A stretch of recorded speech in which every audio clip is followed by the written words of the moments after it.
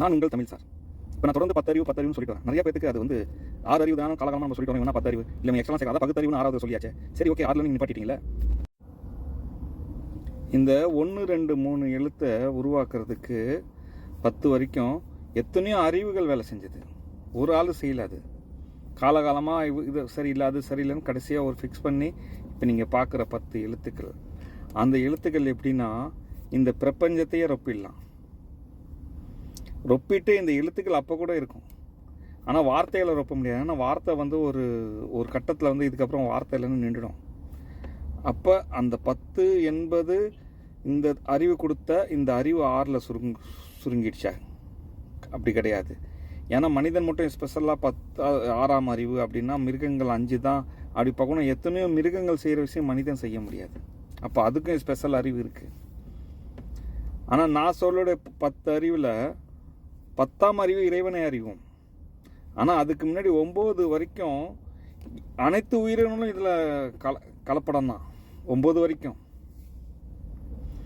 இதில் மனிதன் என்னன்னா மற்ற உயிர்கள் உணரும், மனிதன் உணர்வதை உணர்ந்து உணர்வான். நம்ம என்ன உணர்றோம் அதே மாதிரி மற்ற உயிரினங்கள் வந்து கற்றுக் கொடுக்க தெரியாது. ஆனால் மனிதன் வந்து கற்றுக்கிட்டதை கற்றுக் கொடுப்பான். அது தலைமுறை தாண்டி கொண்டு போவான். அப்படின்ற பல விஷயங்களில் தான் சில வித்தியாசங்கள் இருந்தாலும் இந்த 9 அறிவுலையும் எல்லாமே சேரும். இப்போ 6 அறிவுன்னு சுருக்கிட்ட நம்ம, சரி 6 அறிவே வச்சுங்க. அப்போ வந்து மனிதன் வந்து இசையில் நிறையா கொடுத்துருக்கான், சினிமாக்களில் நிறையா கொடுத்துருக்கான். நிறையா சினிமாவுக்கு படம் பேர் இருக்குது, அதில் எத்தனை டெக்னீஷியன் வேலை செஞ்சாங்க, மனிதனுக்கு பேர் வச்சுருக்கான்.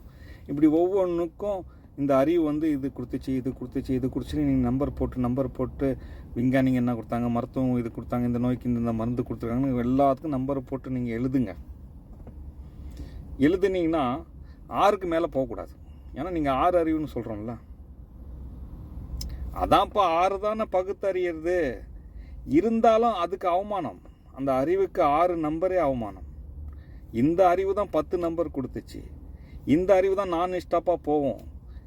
இந்த எழுத்து பிரபஞ்சத்தையே ரொப்புற மாதிரி இந்த அறிவு தான் அதை ரொப்புது. அப்போ இதுக்கு நம்பர் 10 கொடுக்கணும்.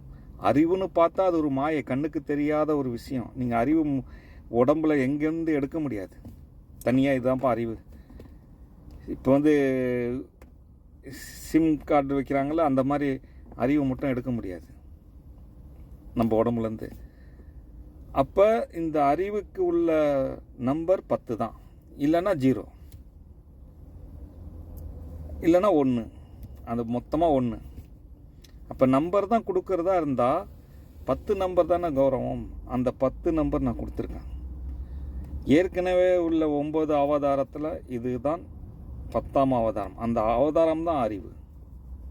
10 என்பது, நான் இப்போ 10 பற்றி ரொம்ப பேசுகிறேன். காரணம் இதுதான் மாம் டேடை பற்றி பேசுகிறது. மாம் டேடை நீங்கள் எல்லோரும் ஒத்துக்கிட்டு தான் ஆகணும். ஏன்னா நீங்கள் பின்னோக்கி போகணும். உங்கள் அப்பா அம்மான்னு போனால் ஒரு இடத்துல வந்து நிற்பீங்க, அதுக்கு மேலே தாண்ட மாட்டீங்க. அப்போ அதுக்கு மேலே என்ன? அதுக்கு மேலே அவங்க தான் சொல்கிறாங்க இறைவன், அவங்க தான் சொல்கிறாங்க நரகம் சொர்க்கம், இப்படி எல்லாமே இருக்குது. இதை நீங்கள் தான் யோசிக்கணும். ஓகே, நான் உங்கள் தமிழ் சார்.